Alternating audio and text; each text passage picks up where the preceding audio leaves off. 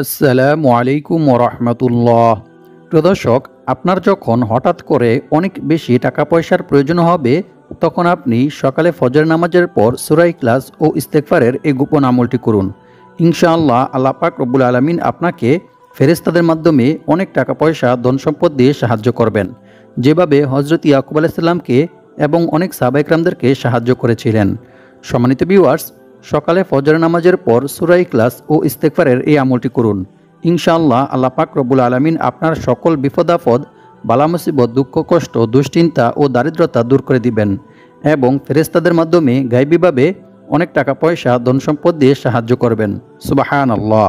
সম্মানিত ভিউয়ার্স, সকালে ফজর নামাজের পর সূরা ইখলাস ও ইস্তেগফারের এই আমলটি সম্পর্কে জানতে ভিডিওটি স্কিপ না করে সম্পূর্ণ ভিডিওটি দেখতে থাকুন। আর ভিডিওটি ভালো লাগলে ভিডিওতে লাইক, কমেন্ট, শেয়ার করে চ্যানেলটি সাবস্ক্রাইব করে আমাদের পাশে থাকুন। প্রিয় দর্শক, সকালে ফজর নামাজের পর আপনি সূরা ইখলাস ও ইস্তেগফার এই নিয়মে পাঠ করুন। ইনশাআল্লাহ অল্প কিছুদিনের মধ্যেই আল্লাহ পাক রব্বুল আলামিন আপনার দারিদ্রতা দূর করে দিবেন এবং ফেরেশতাদের মাধ্যমে গায়বীভাবে অনেক টাকা পয়সা ধন সম্পদ দিয়ে আপনাকে সাহায্য করবেন। সুবহানাল্লাহ। প্রিয় দর্শক, সূরা ইখলাস পবিত্র কোরআন মাজিদের খুবই ক্ষুদ্রতম একটি সূরা। আমি আশা করছি আপনারা সকলেই সূরাটি জানেন। তারপরেও আমি সহিশুদ্ধভাবে আপনাদেরকে সূরাটি পাঠ করে শোনাবো। আপনারা আমার থেকে শুনে শুনে সহিশুদ্ধভাবে সূরা ইখলাস মুখস্থ করে নেবেন। আউযু বিল্লাহি মিনাশ শাইতানির রাজীম। বিসমিল্লাহির রহমানির রহিম। কুল হুয়াল্লাহু আহাদ, আল্লাহুস সামাদ, লাম ইয়ালিদ ওয়া লাম ইউলাদ ওয়ালাম ইয়াকুল লাহু কুফুয়ান আহাদ। সাদাকাল্লাহুল আযীম। সম্মানিত ভিউয়ার্স, আমলটি করার জন্য অবশ্যই আপনাদেরকে এক গ্লাস পানি সংগ্রহ করতে হবে। আমি আশা করছি আপনাদের সবার কাছেই গ্লাস আছে এবং আপনারা খুব সহজেই এক গ্লাস পানি সংগ্রহ করতে পারবেন। সম্মানিত ভিউয়ার্স, আপনাদেরকে বেশি কিছু করতে হবে না। শুধু আমি যে নিয়ম বলে দেব সেই নিয়মে আপনারা পবিত্র কোরআনের এই ছোট্ট সূরা অর্থাৎ সূরা ইখলাস পাঠ করে আমল করবেন। তাহলে ইনশাআল্লাহ আল্লাহ পাক রব্বুল আলামিন আপনাকে অল্প কিছুদিনের মধ্যেই গায়বীভাবে অনেক টাকা পয়সা ধন সম্পদ দিয়ে সাহায্য করবেন। সম্মানিত ভিউয়ার্স, আজকের ভিডিওতে আমি আপনাদেরকে সূরা ইখলাসের দুইটি নিয়ম সম্পর্কে জানিয়ে দেব। একটি নিয়ম যা রাসূল সাল্লাল্লাহু আলাইহি ওয়াসাল্লাম স্বয়ং নিজে সাহাবা ইকরামদেরকে শিক্ষা দিয়েছিলেন এবং সেটি একদম পরীক্ষিত একটি আমল। আরেকটি আমল সম্পর্কে জানিয়ে দেব যে আমলটি করলে ইনশাআল্লাহ আল্লাহ পাক রব্বুল আলামিন আপনার সকল বিপদ আপদ, বালা মুসিবত, অভাব অনটন, দারিদ্রতা ও ঋণ দূর করে দিবেন ইনশাআল্লাহ। সম্মানিত ভিউয়ার্স, সূরা ইখলাসের এই সকল আমলগুলি সম্পর্কে জানতে চাইলে ভিডিওটি না টেনে সম্পূর্ণ ভিডিওটি মনোযোগ দিয়ে দেখতে থাকুন। তবে মনে রাখতে হবে, প্রতিটি আমল করার জন্য অবশ্যই আল্লাহর উপর এবং আল্লাহর কোরআনের উপর দৃঢ় বিশ্বাস রাখতে হবে। তবেই আপনি আমলটি করে রেজাল্ট পাবেন এবং উপকৃত হবেন। অন্যথায় আপনার এই আমল বৃথা হয়ে যাবে। কারণ আল্লাহ তাআলা বলেন, আমি এই কোরআন সৃষ্টি করেছি মুমিনদের শেফার জন্য। আর যারা আল্লাহর উপর বিশ্বাস রাখে, আল্লাহর উপর ভরসা করে, তাদের জন্য আল্লাহই যথেষ্ট এবং আল্লাহ তাআলা তাদের মনের সকল ইচ্ছা পূরণ করবেনই। সুবহানাল্লাহ। তাই আমলটি করার জন্য অবশ্যই আপনাকে মনে প্রাণে বিশ্বাস রাখতে হবে যে আমি এই আমলটি করার ফলে আল্লাহ তাআলা আমাকে গায়বীভাবে টাকা পয়সা ধন সম্পদ দিয়ে সাহায্য করবেন ইনশাআল্লাহ। যেভাবে আল্লাহ তাআলা তার নবী হযরত ইয়াকুব আলাইহিস সালামকে গায়বীভাবে টাকা পয়সা, ধন সম্পদ, স্বর্ণমুদ্রা দিয়ে সাহায্য করেছিলেন। সুবহানাল্লাহ। প্রিয় দর্শক, আপনারা যদি আমার বলা নিয়ম মেনে সঠিকভাবে আমলটি করেন তাহলে ইনশাআল্লাহ অবশ্যই আপনারা সকলেই টাকা পাবেন। কারণ এটি কোনো সাধারণ আমল নয়, বরং এটি হচ্ছে সূরা ইখলাস ও ইস্তেগফারের আমল, যে সূরার অনেক ফজিলতের কথা বিভিন্ন হাদিস শরীফের মধ্যে রাসূল সাল্লাল্লাহু আলাইহি ওয়াসাল্লাম বর্ণনা করেছেন। তো প্রিয় দর্শক, আপনারা যারা অতি দ্রুত টাকা পেতে চান এবং আপনাদের যাদের অনেক বেশি টাকা পয়সার প্রয়োজন, আপনারা অবশ্যই আমার বলা নিয়ম মেনে সঠিকভাবে সূরা ইখলাসের এই ছোট্ট আমলটি করুন। আর আমলটি করতে হবে সকালে ফজরের নামাজের পর, যা আমি আপনাদেরকে আগেই বলে দিয়েছি। আমি আশা করছি আপনারা বুঝতে পেরেছেন কোন সময়ে আমলটি করতে হবে। আমি এখন আপনাদেরকে সহজভাবে সূরা ইখলাসের এই আমলটির বিষয়ে জানিয়ে দেব এবং কি নিয়মে কতবার সূরা ইখলাস পাঠ করে আমল করতে হবে সেই সম্পর্কেও আমি আপনাদেরকে জানিয়ে দেব ইনশাআল্লাহ।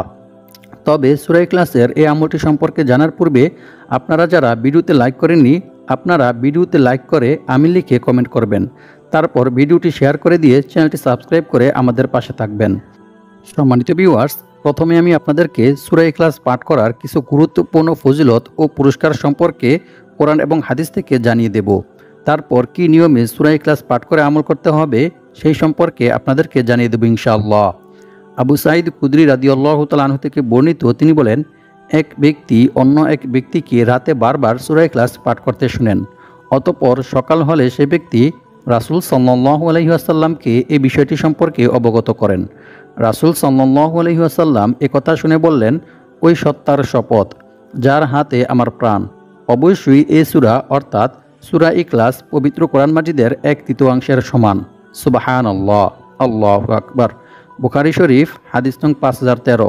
অর্থাৎ যে ব্যক্তি সূরা ইখলাস 3বার পাঠ করবে তার আমলনামায় 1 খতম কোরআন তিলাওয়াত করার সওয়াব লেখা হবে। সুবহানাল্লাহ। অন্য এক হাদিসে বলা হয়েছে, একবার রাসূল সাল্লাল্লাহু আলাইহি ওয়াসাল্লামের কাছে এক সাহাবী এসে বললেন, হে আল্লাহর রাসূল সাল্লাল্লাহু আলাইহি ওয়াসাল্লাম, আমি সূরা ইখলাসকে ভালোবাসি। তখন আল্লাহর রাসূল সাল্লাল্লাহু আলাইহি ওয়াসাল্লাম তাকে বললেন, এ ভালোবাসা তোমাকে জান্নাতে প্রবেশ করাবে। সুবহানাল্লাহ। অপর এক হাদিসে বলা হয়েছে, আবু হুরায়রা রাদিয়াল্লাহু তাআলা আনহু থেকে বর্ণিত, তিনি বলেন, আমি রাসূল সাল্লাল্লাহু আলাইহি ওয়াসাল্লামের সাথে ছিলাম। এমন সময় এক ব্যক্তি সূরা ইখলাস তিলাওয়াত করতেছিল। রাসূল সাল্লাল্লাহু আলাইহি ওয়াসাল্লাম তার তিলাওয়াত শুনে বললেন, ওয়াজিব হয়ে গেছে। আমি জিজ্ঞেস করলাম, কি ওয়াজিব হয়ে গেছে হে আল্লাহর রাসূল সাল্লাল্লাহু আলাইহি ওয়াসাল্লাম? তখন তিনি বললেন, জান্নাত। সুবহানাল্লাহ। অন্য এক হাদিসে বলা হয়েছে, আনাস ইবনে মালিক রাদিয়াল্লাহু তাআলা আনহু থেকে বর্ণিত, তিনি বলেন, আমি রাসূল সাল্লাল্লাহু আলাইহি ওয়াসাল্লামের কাছে বসেছিলাম। এমন সময় এক লোক এসে বলল, আমার এক ভাই এই সূরা অর্থাৎ সূরা ইখলাস পড়তে ভালোবাসেন। তখন রাসূল সাল্লাল্লাহু আলাইহি ওয়াসাল্লাম তাকে বললেন, তুমি তোমার ভাইকে গিয়ে জান্নাতের সুসংবাদ দাও। সুবহানাল্লাহ, আল্লাহু আকবার। মুসনাদে বাজ্জার হাদিস নং 6731। অর্থাৎ যে ব্যক্তি সূরা ইখলাস ভালোবাসবে, সূরা ইখলাস পাঠ করবে এবং সে অনুযায়ী আমল করবে, আল্লাহ পাক রব্বুল আলামিন তাকে জান্নাতে প্রবেশ করাবেন। সুবহানাল্লাহ। সম্মানিত ভিউয়ার্স, এখন আলোচনা করব যে নিয়মে সূরা ইখলাস পাঠ করিলে আল্লাহ পাক রব্বুল আলামিন আপনার 50 বছরের গুনাহ ক্ষমা করে দিবেন। সুবহানাল্লাহ। আল্লাহর রাসূল সাল্লাল্লাহু আলাইহি ওয়াসাল্লাম বলেন, যে ব্যক্তি প্রতিদিন 200 বার সূরা ইখলাস পাঠ করবে তার 50 বছরের গুনাহ ক্ষমা করে দেওয়া হবে। সুবহানাল্লাহ। তবে ঋণ থাকলে তা মাফ হবে না। নাউযুবিল্লাহি মিন যালিক। তিরমিজি শরীফ হাদিস নং 2898। সম্মানিত ভিউয়ার্স, মানুষের সকল সমস্যার মূল হচ্ছে ঋণ। কারণ মানুষের যখন ঋণ থাকে তখন মানুষের জন্য ঘুম হারাম হয়ে যায়, মানুষ নানান ধরনের খারাপ কাজে ব্যস্ত হয়ে যায়, এমনকি চুরি ডাকাতি মিথ্যা কথা সহ অনেক খারাপ কাজ করতে থাকে। কারণ এই ঋণের কারণে মানুষের খাওয়া দাওয়া সব কিছু বন্ধ হয়ে যায়, মানুষ চিন্তায় পেরেশানে অসুস্থ হয়ে যায়। সম্মানিত ভিউয়ার্স, এই ঋণ এরকমই একটি জঘন্য কাজ। তাই আজকের ভিডিওতে আমি আপনাদেরকে এমন কিছু দোয়া ও আমল শিখিয়ে দেব যে দোয়াগুলি পাঠ করিলে এবং আমলগুলি করিলে আল্লাহ পাক রব্বুল আলামিন আপনাকে ঋণ থেকে মুক্ত হওয়ার ব্যবস্থা করে দিবেন এবং আল্লাহ তাআলা আপনাকে অনেক টাকা পয়সা ধন সম্পদ দিয়ে সাহায্য করবেন ইনশাআল্লাহ।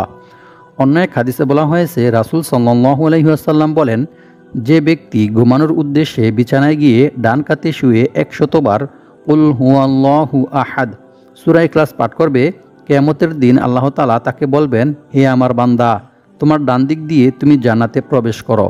সুবহানাল্লাহ। মিশকাত শরীফ হাদিস নং 2159।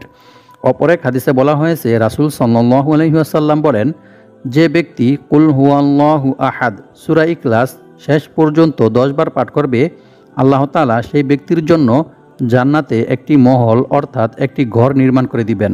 সুবহানাল্লাহ, আল্লাহু আকবার। একথা শুনে ওমর বিন খাত্তাব রাদিয়াল্লাহু তাআলা আনহু বললেন, তাহলে আমরা বেশি বেশি করে সূরা ইখলাস পাঠ করব হে আল্লাহর রাসূল সাল্লাল্লাহু আলাইহি ওয়াসাল্লাম।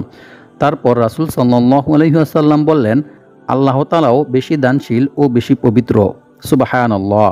মুসনাদে আহমদ হাদিস নং 15610। সম্মানিত ভিউয়ার্স, এক সাহাবী যুদ্ধের ময়দানে নামাজের ইমামতি করার সময় বারবার সূরা ইখলাস পাঠ করেন। সাহাবীরা যুদ্ধ থেকে ফিরে এসে রাসূল সাল্লাল্লাহু আলাইহি ওয়াসাল্লামকে বিষয়টি সম্পর্কে অবগত করেন। রাসূল সাল্লাল্লাহু আলাইহি ওয়াসাল্লাম তাদেরকে বললেন, তোমরা তাকে গিয়ে জিজ্ঞেস করো কেন সে এরূপ করেছে। সাহাবীরা যখন তাকে জিজ্ঞেস করলেন তখন ওই সাহাবী তাদেরকে জানালেন, এই সূরায় আল্লাহর গুণাবলী বর্ণিত হয়েছে, তাই আমি এই সূরাকে ভালোবাসি। একথা যখন রাসূল সাল্লাল্লাহু আলাইহি ওয়াসাল্লামের কাছে এসে বললেন, তখন রাসূল সাল্লাল্লাহু আলাইহি ওয়াসাল্লাম সাহাবায়ে কেরামদেরকে বললেন, তোমরাও তাকে গিয়ে বলো আল্লাহ তাআলাও তাকে ভালোবাসেন। সুবহানাল্লাহ, আল্লাহু আকবার। বুখারী শরীফ হাদিস নং 7375। সম্মানিত ভিউয়ার্স, যে ব্যক্তিকে স্বয়ং আল্লাহ তাআলা নিজে ভালোবাসেন, নিজে পছন্দ করেন, সেই ব্যক্তির কি আর কোনো দুশ্চিন্তা থাকতে পারে? কখনোই না। বরং আল্লাহ পাক রব্বুল আলামিন সর্ব অবস্থায় সব সময় তাকে সাহায্য করবেন।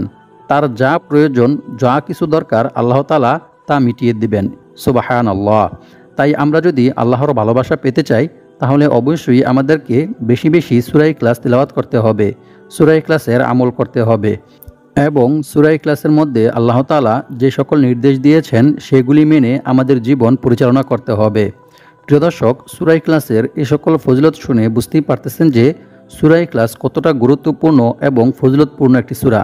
তাই আপনারা যদি আমার বলা নিয়ম মেনে সঠিকভাবে সূরা ইখলাস ও ইস্তেগফার পাঠ করে আমল করেন, তাহলে ইনশাআল্লাহ আল্লাহ পাক রব্বুল আলামিন আপনাদের অভাব অনটন দারিদ্রতা দূর করে দিবেন এবং গায়বীভাবে টাকা পয়সা ধন সম্পদ দিয়ে সাহায্য করবেন।